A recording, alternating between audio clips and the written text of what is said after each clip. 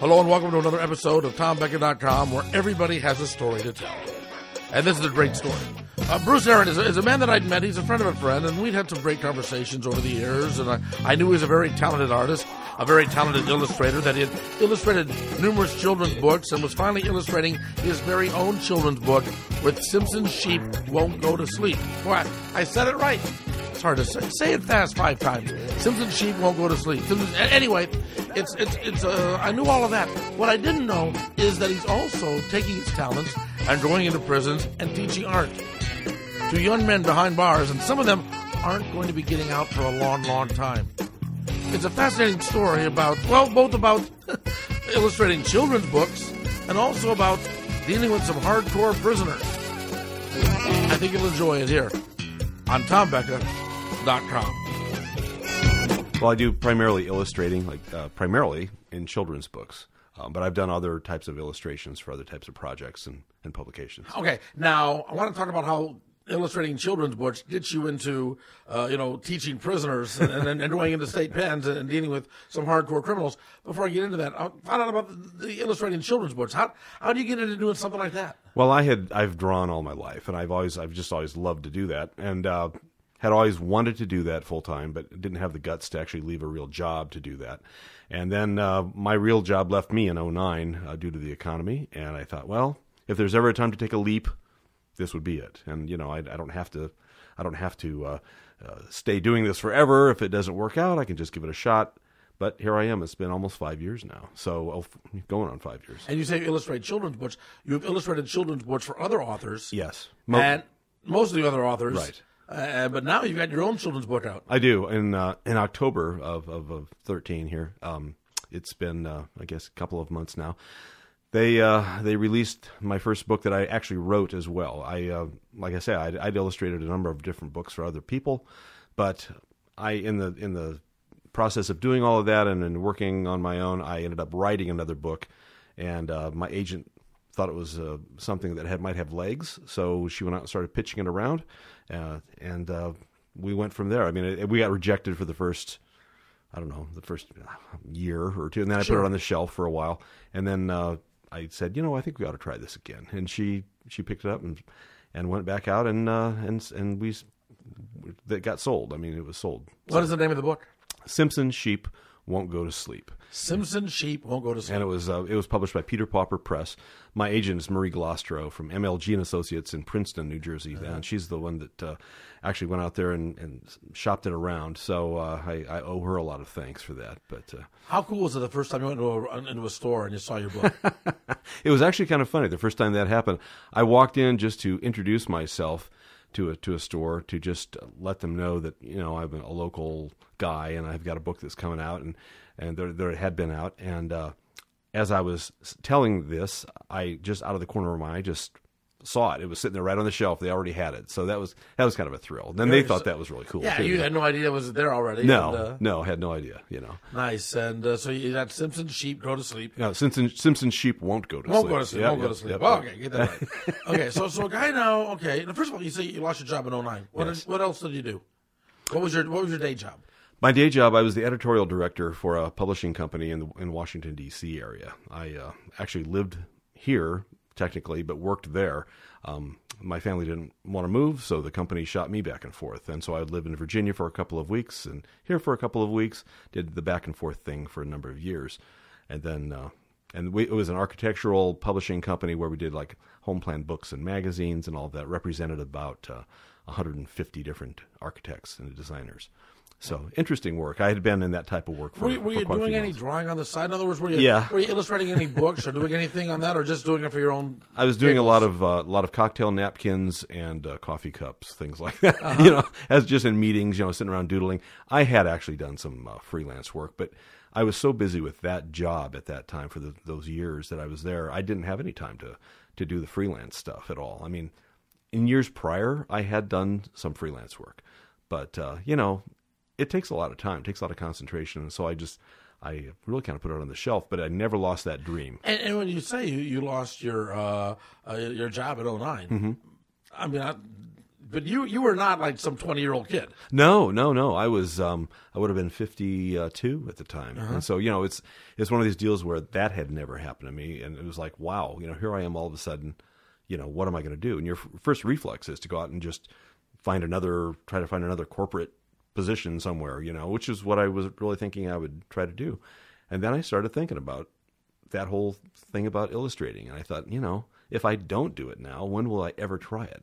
Yeah. And so that's why I gave it a shot.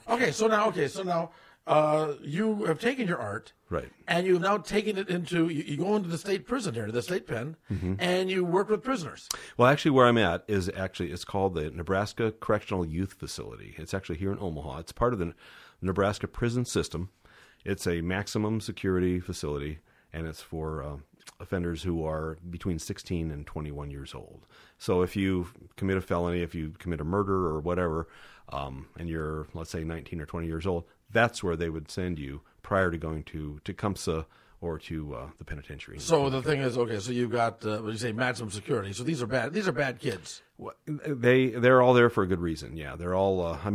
That's one of the most interesting things I think I've learned in this whole experience has been that they are all there for a good reason, and I'm not naive about that. And they're serving time as they should. But I've seen two things. I've seen that they either have a criminal mindset or they don't have a criminal mindset, and it's striking because you can almost tell right away, when you're working with some guys, if they kind of have that criminal element about them, and they don't think like you or I would. They just have a different way of thinking about things and approaching things, and but then there's guys in there who I shake my head. I mean, not literally at them, but I just think, what are you doing in here? Because it might be just some really nice kid, and I teach art and also guitar. I do both.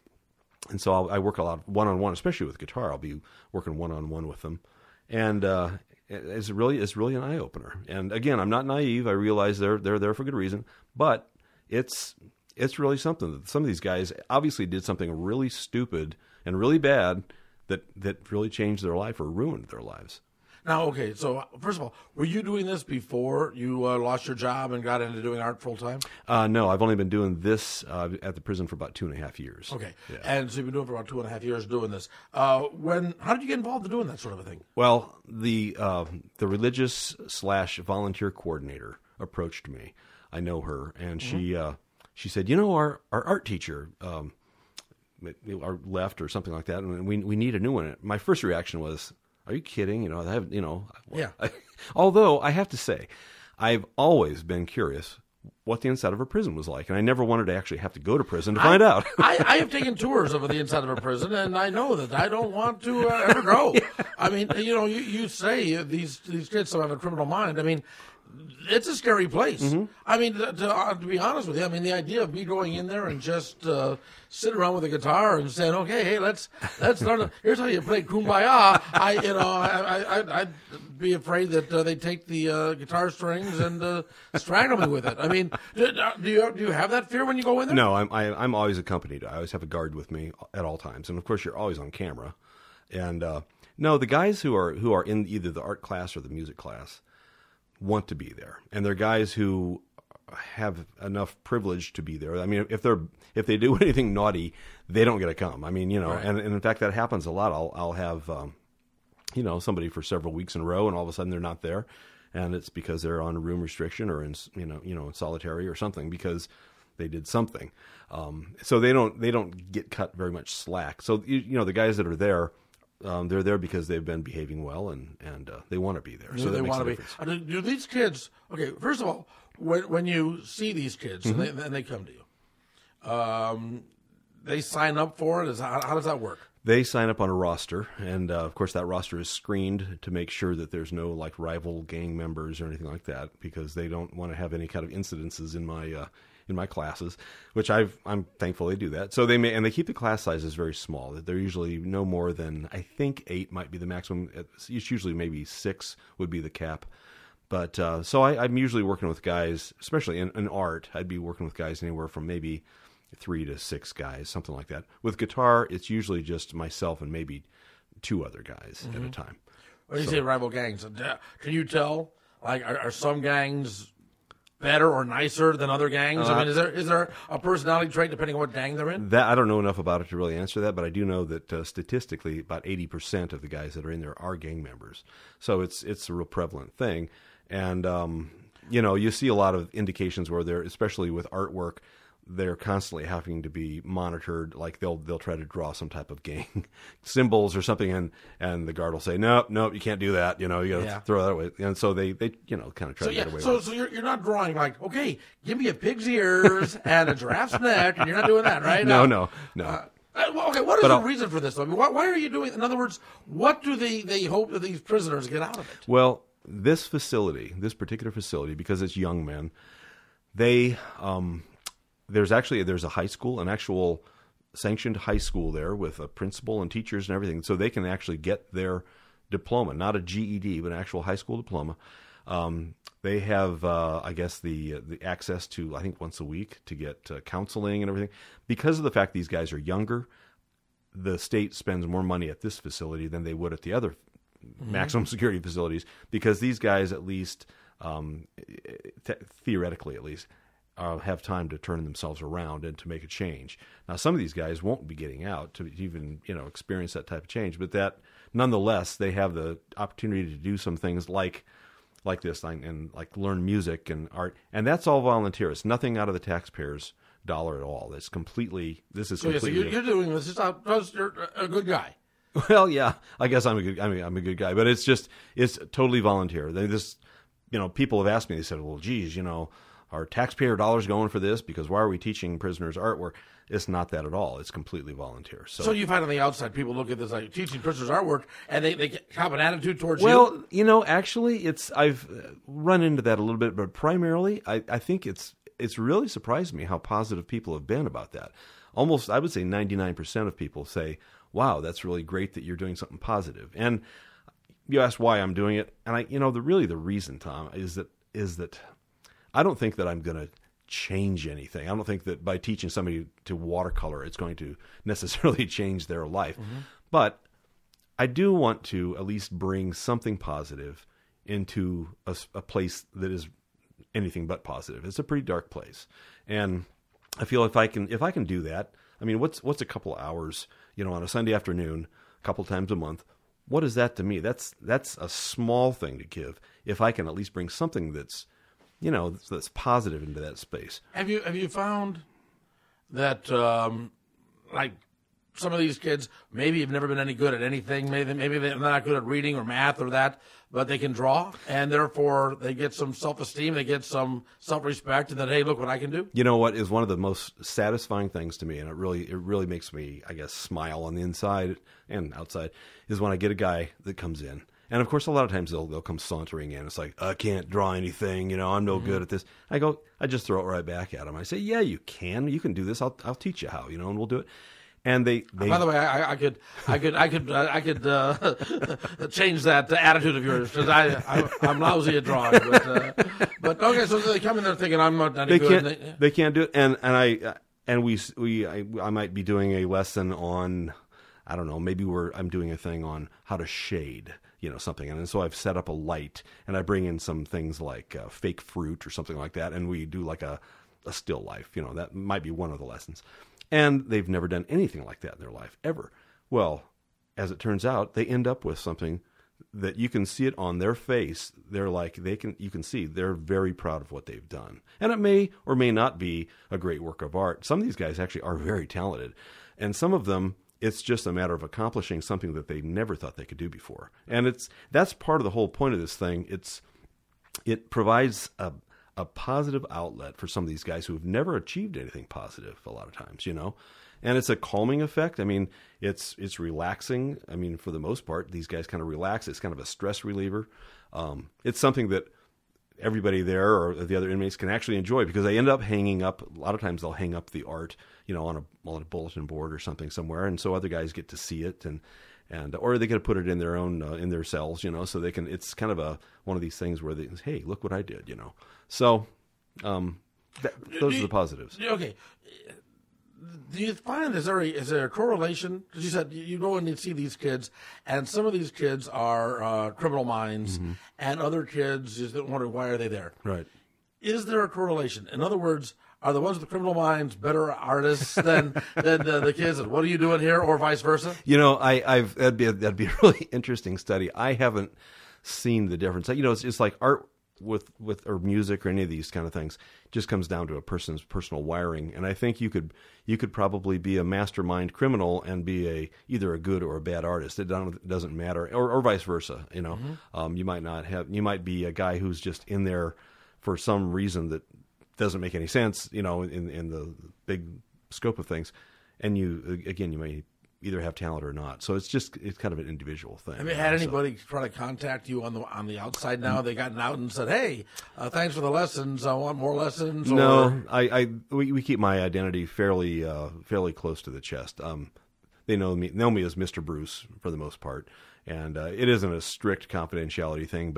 And there's also rules against getting in contact later and everything too. I think there's at least, I don't know what the time frame is, but you have to maintain distance. But no, nobody's ever tried to contact me, and so and haven't I just been out of the mall and run into one and said, "Oh, hey." Hasn't happened. Hasn't happened yet. Well, okay, so like, what type of stuff do they draw? Because I again, in my mind, the stereotypical idea is, okay, prison art. Right. Okay. It's like tattoo art. It's kind of dark. Maybe if you've got different, like a Hispanic gang, that's more cultural than maybe an African American or maybe some white guy or whatever. Right. The more cultural sort of a look to the art. Then I guess you say you do a still life. I don't necessarily think of seeing these prisoners doing a lot of art of bowls of fruit. Well, and we don't always do that, but I usually try to keep it in some type of a just standard type of format. I mean, obviously you can't let them go down the road of doing, gang-related symbol art, that type of thing. Although it'd be very interesting to do so sometime. Right. I'll never get the chance to do it, I don't think. But, we'll do things like I try to introduce different mediums like pastels, paint, pencil, watercolor paint, all different types of things like that. And so we'll just do a real variety of things. Like coming up for the holidays, we'll be doing, the next lesson I'm going to be doing is pastels, like chalk pastels, which is what I did that book in. And I've done that before with him, where we just do some type of I'll give him an example and I'll show like some type of a cool landscape kind of thing. And I know that might sound boring, but we'll do it like on black paper. And so you do it with these different colors on black, and so it looks like a night scene, and you can make it look kind of dramatic. One of the things I always say, though, in every class pretty much, is, in my mind at least, there are really no rules in art. And so if we're drawing something like this, and if you feel like drawing something else, I don't care. I mean, I don't care as long as you're creating, and as long as it's something that's appropriate, they don't get in trouble with. But you know what? It's like if they feel like they'd rather draw a car. I don't care that, because they're creating, they're doing something that is that outlet, and it's a creative effort. How do you control the guys when you bring the nude models in for that lesson? Well, that's the tough part. We're drawing nudes. All right. They really go crazy when I take off my. No, just kidding. Have you been able to notice a change in any of these guys? In other words, they got, and again. Okay, I'm thinking of the old movie Two Sir with Love. Right. These guys come in all tough, and Sidney Poitier beats them down to where they end up being like decent human beings. Do you see making any? In other words, are you just occupying time when they're there, or do you think you're actually achieving the goal that you're trying to achieve, and that is, do some good? That's a great question I ask myself a lot of times, because I think in a lot of cases I am just occupying time. I'm giving them something to do if they want something to do on a Sunday afternoon. But I have seen, I would have to say, on a almost more of a how would you say it, a very subtle level, where some of these guys who started off being sort of a little bit jaded or a little tough, the more I work with them, I think it's just because they get to know me and they know that I'm treating them with respect. I'm treating them just like I would treat you. And to be honest, and I really, really mean this, and I've felt this from day one, I'm aware of the fact that I'm no better than these guys. If I was raised in some of the environments where they were raised, and this it's not an excuse, but it's a reason. It's a good, part of the reason at least why they're in there. If I was raised in some of those situations, I might have ended up doing the same kind of stuff. I don't know, but so technically, spiritually, I'm no better than they are. So I don't treat them like I think I'm better than they are, and I think they pick up on that because I really do feel that way. And so I've gained rapport with a lot of them, and so when they, like I say, over time I've gotten to know them, and guys who were maybe a little bit kind of tough guys at first, I can see that they soften a bit, when I get with them, and I think they feel, they don't feel threatened. They feel like they're there to do something creative. And do you see yourself in any of these guys? I mean, you say you're no better than them, but do you see maybe characteristics of them that you say, "Wow, that's me"?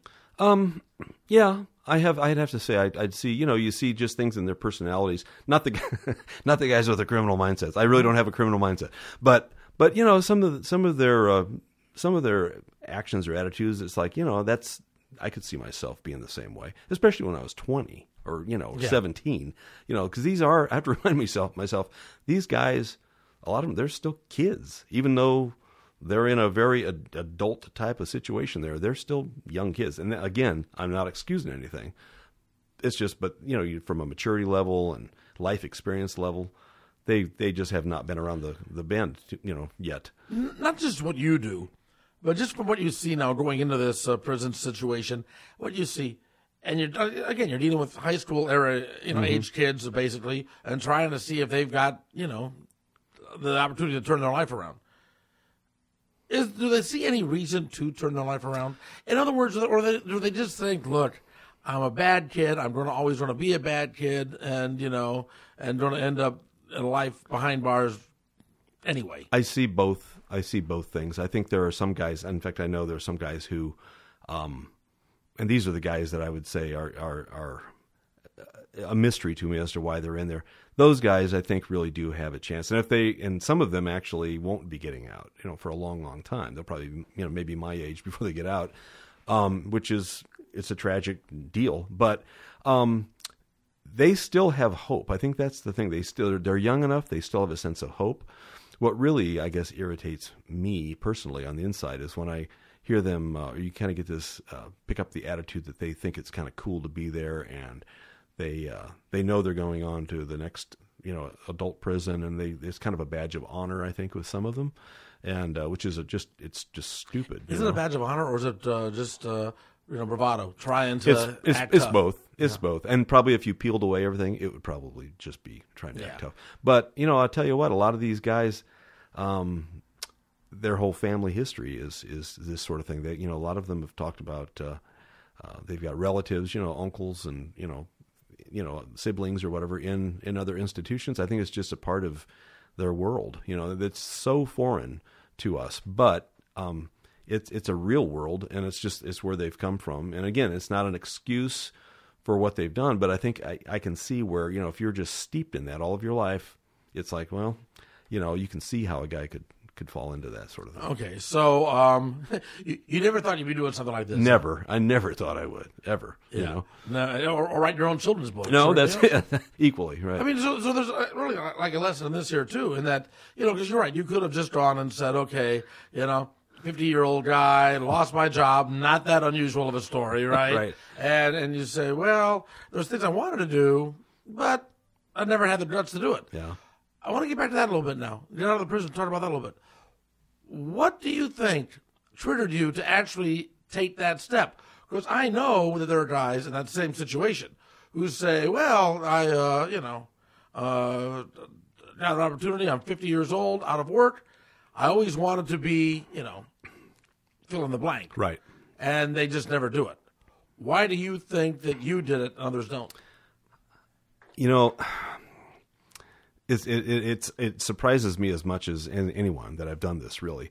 But I do remember, 25 years ago, 30 years ago, when I was doing some freelance work over those years, I remember very clearly sitting at my drawing board, which I still have now in my studio. It's the same one, thinking, I don't want to become an old man someday. I don't want to look back when I'm, however old, and say, I wish I wish I would have tried illustrating and doing a children's book. I mean, that was something that I always wanted. But at that time, it was like, but how do you get from point A to Z? You know, I mean, how does that happen? So I had no idea how it would, or I didn't really believe that it ever would, but it was always a dream. When this happened with the job loss, like I said, it really didn't occur to me for the first couple of weeks because I was so intent on finding something else. But then it did occur to me, and I was thinking, if I never try this, if I don't even give it any kind of a shot, I'll always wonder. I'll always still be wanting to know if I could ever do this. And, Tom, for some reason, and I can't explain this, I was always afraid of the thought of having my own business and always afraid of being on my own because I'd always been in corporate positions and always had, the whole thing, the benefits and all of that. And I was always scared to death at the thought of going on my own. Once I decided to do that, I've never had any fear about it. And I don't know why. I mean, I should be scared to death, right. But I just never have. Somehow it just felt like it was the right thing to do. And so I just kept following, doing it as smartly as I could and trying to go about it the best way I thought. But I never felt scared, I can relate to that because like in my 30s, as a hobby, I did some stand-up comedy. And, basically I just did it one time to say I did it. And I got laughs, and the manager said, "Hey, you're pretty good. Keep coming back." And so I started doing it as a hobby, and then I had a good job and all the benefits, that sort of stuff. And I was like 30, 31, something like that. And I was doing this, and I quit the day job to go on the road to do stand-up comedy to make $100 a week. Talking to a bunch of drunks in Alabama or whatever. But the thing of it is, the same attitude that you had. I had the attitude of, I'd rather be 80 years old and talk about my years in show business than be 80 years old and say, I wish I would have tried. I know. And the thing is, I guess, and even with the book out now and I'm working on other projects, I don't know where it's all leading. We don't know where our path is really going. I never expected that my path would lead me here.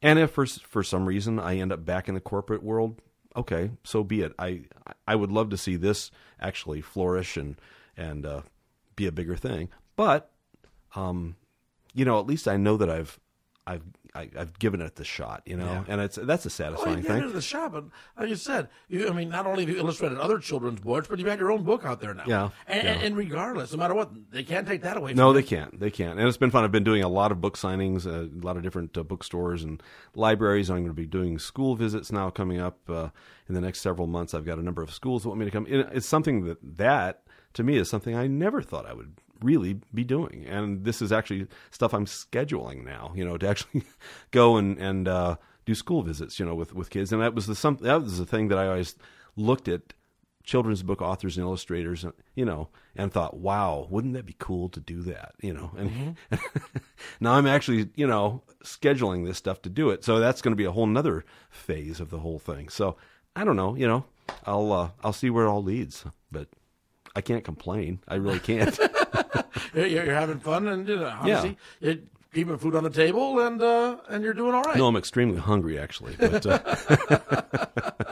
a roof over your head, right? That's exactly. It. Yeah. No, fascinating story, and maybe in some ways, in a lesser way, that could also be a lesson for some of those kids in the prison. That you look at it in different ways. I'll get philosophical here for a second.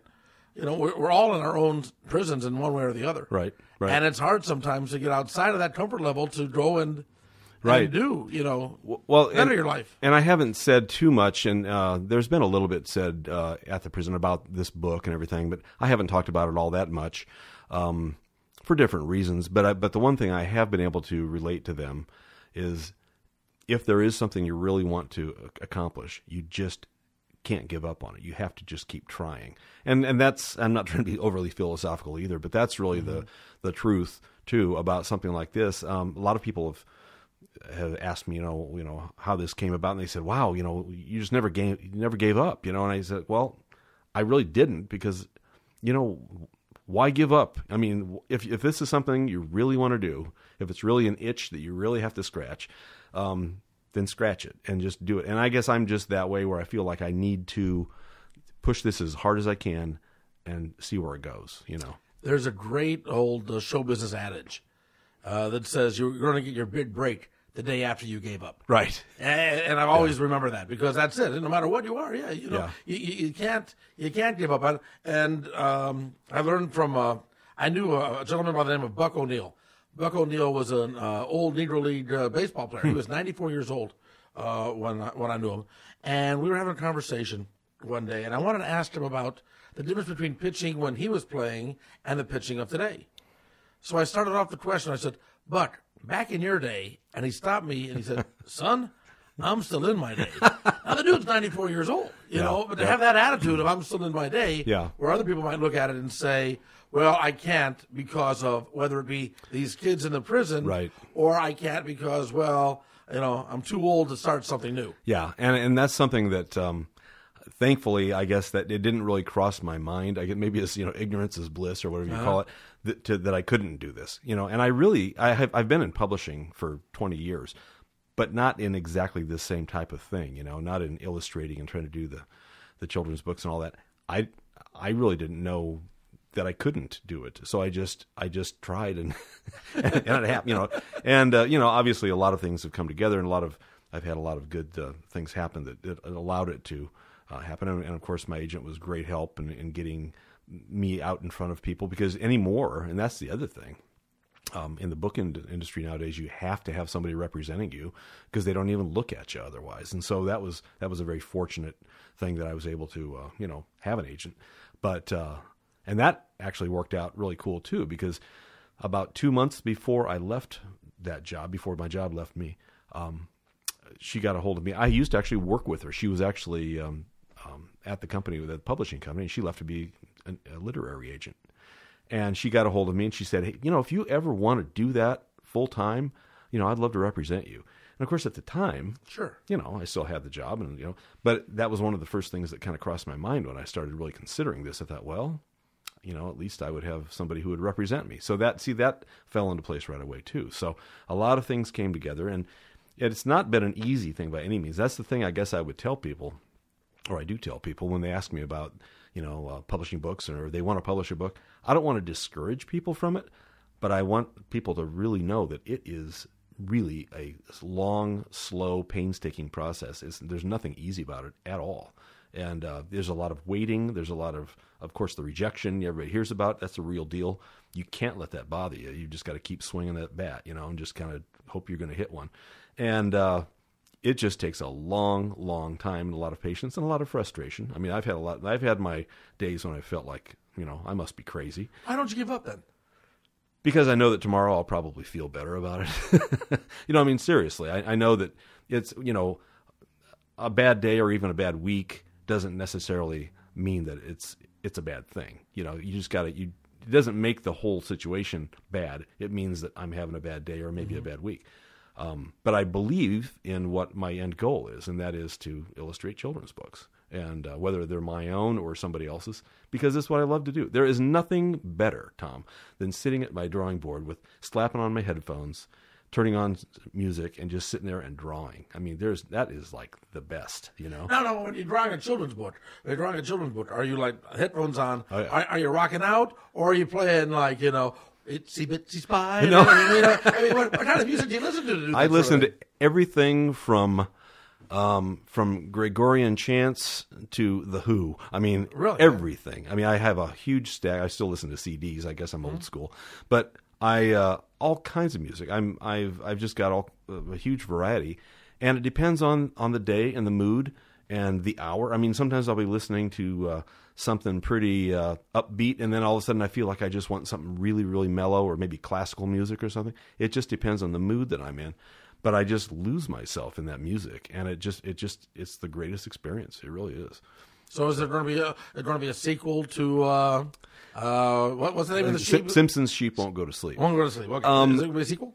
Yeah, they've talked about that. I think at this point, I think I'm kind of waiting to see what the publisher thinks in terms of how this one's doing. I really don't know. Around here, you know, I'm locally, it seems like it's doing very well, but I don't know if how it's doing, you know, nationally or globally or whatever. They have a division in Europe as well, so it's over there also. So I don't know. I mean, I hope it's doing great and that they want to go ahead. They've talked about it a little bit, and I've actually started kicking around some other ideas.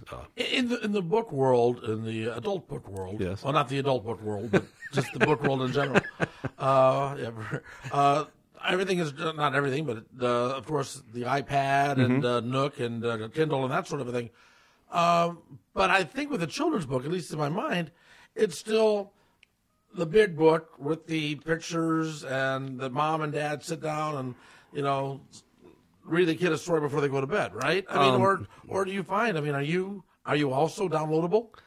This book is, and I've done an ebook before for another author, but for the most part, at least still, we're at the stage where most of the children's books are tactile. I mean, they're actually paper books that you can pick up and turn the pages and smell the ink and all of that.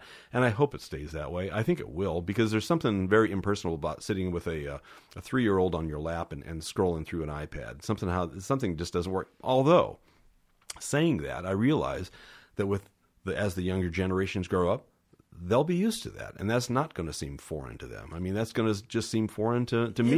There was a time when the old timers said, there's something just foreign about a kid with a book when the rock slabs were just fine. We used to draw them on the side of the cliffs; those worked fine. Now the kids want these damn books. The newfangled paper. Yeah. So I know. I mean, I think that eventually it probably will shift, but I think we're going to be still, having books for a long time. I hope we do, anyhow. So there's something great about that, and I wrote that book with my kids in mind too. I mean, my kids are all grown. I mean, my youngest is 21, and he really gets annoyed when I try to tuck him in at night. But there's something that I really miss about having that time, that special time with my kids, putting them to bed at night, and without sounding overly noble or whatever, that's one of the things I really want to give in this book and in writing this book, and illustrating it, is another bedtime experience that parents and kids can share together. Maybe one more memory of a book that they really enjoyed, because I remember of course all the Dr. Seuss books or whatever. We had 1,000 books at my house that I read my kids, and I can think back of reading those books, and I want to be able to give that memory to more families and to future kids and parents with my books. I think that'd be something that would make me feel really good, just to know that it's one more experience for them, because it's a really special time.